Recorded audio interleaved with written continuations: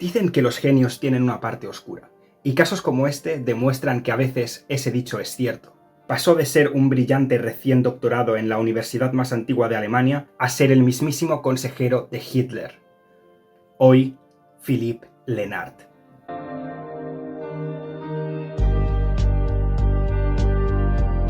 Nacido en Presburgo en el año 1862, en el seno de una próspera familia de vinicultores, empezó a destacar en los estudios a temprana edad.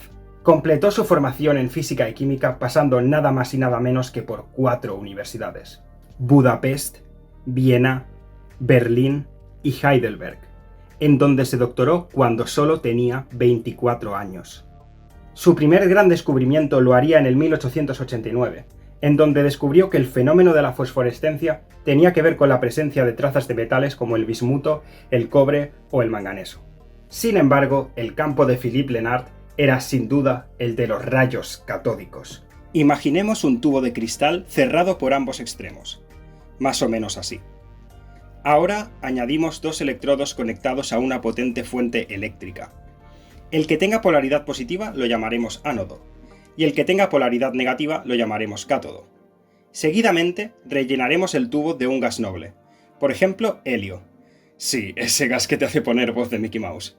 Al iniciar una descarga eléctrica entre los electrodos, vamos a ver que las partículas de helio sufren fenómenos luminosos, los cuales sorprendieron muchísimo a los físicos de la época de Lenard.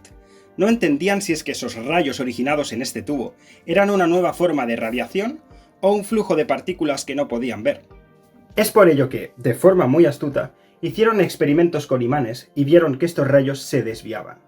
Es decir, tenían carga eléctrica. Concretamente, carga negativa.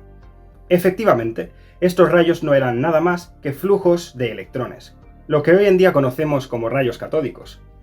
Seguro que los habrás oído hablar, por ejemplo, hablando del funcionamiento de las televisiones de antaño. Philippe Lenard empezó a trabajar junto con la eminencia en física Heinrich Hertz en el año 1891, haciendo experimentos dentro del campo de los rayos catódicos. Hertz, al igual que otros científicos y físicos alemanes de la época, postulaban que de hecho los rayos catódicos no eran más que un análogo de la radiación ultravioleta, y como tal podían propagarse y existir más allá del tubo catódico.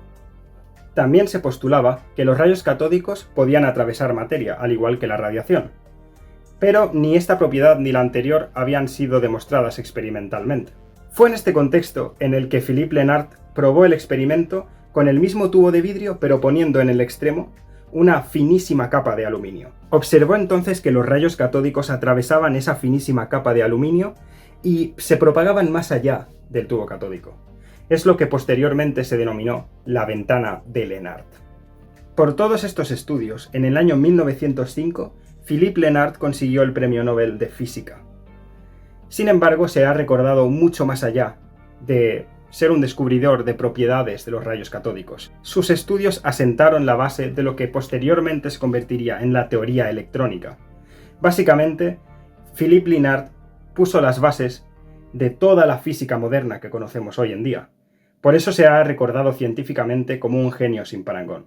No obstante, esta historia tiene un lado B, una cara oculta y oscura, que quizás te haga cambiar de opinión sobre Philippe Lenard.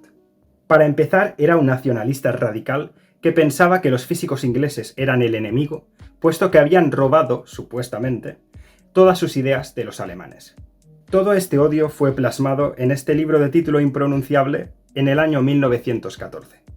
Esto hizo que le costase aceptar que los rayos catódicos tenían naturaleza de partícula, como demostraban sus propios experimentos, puesto que esto era un postulado inglés, de la física inglesa, y él nunca iba a aceptar que un físico inglés tenía razón. Pero su nacionalismo no acabaría ahí. Todos sabemos lo convulso y oscuro que fue el inicio del siglo XX a nivel político, destacando sobre todo el Tercer Reich nacionalsocialista. En este contexto estaba bien visto culpar a los judíos de todos los males habidos y por haber en Alemania, y Lenard no fue la excepción. De hecho, fue conocido como el mayor exponente de la física aria, y luchó a capa y espada para ridiculizar y menospreciar el trabajo de otros físicos de origen judío. Por ejemplo, uno que os sonará un poquito: Albert Einstein. Etiquetó la obra de Einstein como el fraude judío, e hizo un montón de artículos reaccionarios en los que criticaba la teoría de la relatividad desde un punto de vista ideológico totalmente nacionalsocialista. Llegados a 1926, las tendencias políticas de Lennart eran tan obvias que de hecho se convirtió en el científico de confianza de Hitler, y posteriormente en su mismísimo consejero. Esto me parece curioso y sobre todo irónico, puesto que Hertz, su gran maestro, de hecho era de origen judío, y Albert Einstein, esa persona que tanto criticaba, acabó explicando el efecto fotoeléctrico, un fenómeno descubierto por Hertz y en el que Lennart estuvo trabajando muchos años. En otras palabras, Lennart aprendió prácticamente todo lo que sabía de un judío, y un judío explicó lo que él nunca supo explicar. Se mantuvo activamente en el bando nacionalsocialista hasta que en el año 1945, con la caída del régimen, las tropas aliadas lo expulsaron de su puesto. Y murió 2 años después, en el 1947. Una vida de triunfo y genialidad científica oscurecida por el sectarismo ideológico. Esta ha sido la vida del célebre Philippe Lennart.